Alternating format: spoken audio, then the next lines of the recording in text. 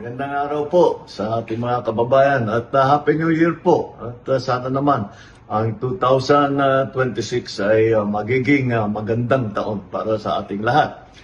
Sa aming patuloy na tumulong sa ating mga kababayan, lalo-lalo na sa tinatawag nating healthcare,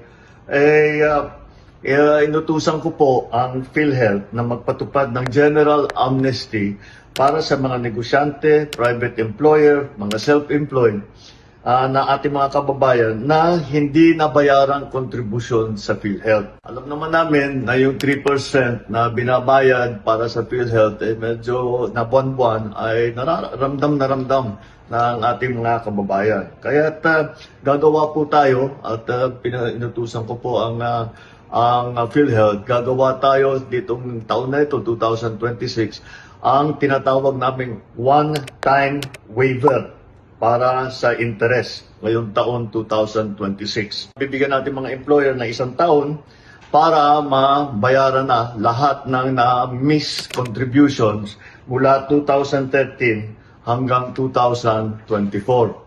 At ito po ay palagay namin sa kalkulasyon namin, ito ay makakatulong po sa mga 300,000 na mga benepisyaryo. Hinihikayat din natin ang ating mga employer na i-update na ang lahat ng information ninyo at magrehistro irehistro ang mga empleyado ninyo sa yaman ng kalusugan o yung ating tinatawag na YAKAP program.